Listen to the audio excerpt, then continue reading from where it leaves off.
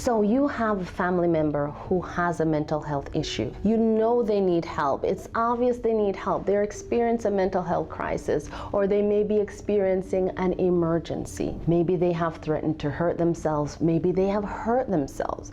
Maybe they're threatening to hurt their mom, dad, or another loved one, or maybe just a neighbor. But whatever it is, you know that this is not that person's regular state of mind. This is not their regular way of being. So what do you do in a situation where your family member or loved ones need actual mental health services but refuses those treatment? Because as you know, one of the telltale signs of mental health issue is that they do not recognize that they're mentally ill and they refuse the help. Many people we have seen, they get the mental health treatment, the medicine worked, they got released from the facility, or their doctor or psychiatrist, psychologist gave them the prescription. It seemed to work, but then they refuse to take the medication because they believe that they're better. If you have a loved one who says they've taken their medication and now they're better, they do not need it, that is a red flag, because it's a sign that the medication either needs to be changed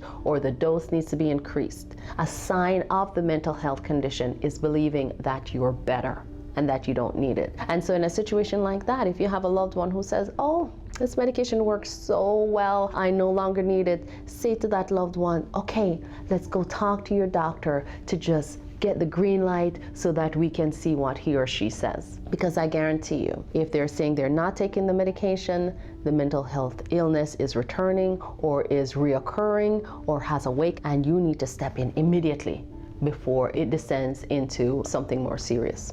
If you have someone who says, I'm not taking my medication, I refuse treatment, sometimes there's absolutely nothing you can do if they become combative and becomes unagreeable. You cannot, they're an adult, it's their body.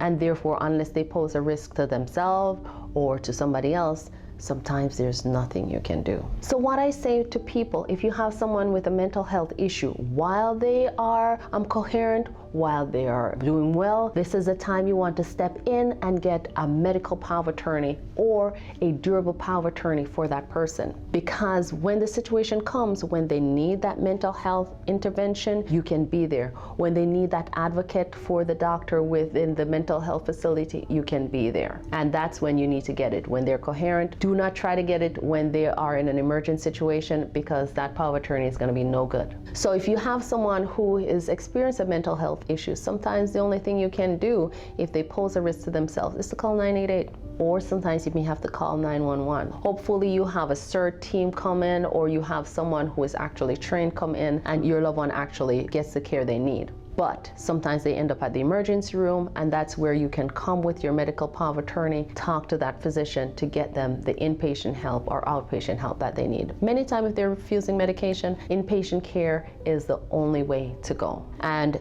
therefore, POA when they're coherent, getting them in an emergency room so the doctor can assess them and get them moved to an inpatient facility, or sometimes they'll voluntarily check into an inpatient facility. Because with some of the mental health illness, one of the things that come with that is the feeling of elevated thinking. They are many times the smartest person in the room. And sometimes you can use that to their own advantage, wherein you can use it to get them into the facility so that they can talk to a doctor. And if they go into the facility, they get assessed, and the doctor finds that they do need the mental health, they're not allowed to leave, and therefore you effectuate what you're trying to do, get them the help that they need. My name is Megan Truick, lead estate planning attorney here, lead guardianship and probate attorney too, where we just want to love upon you and your family.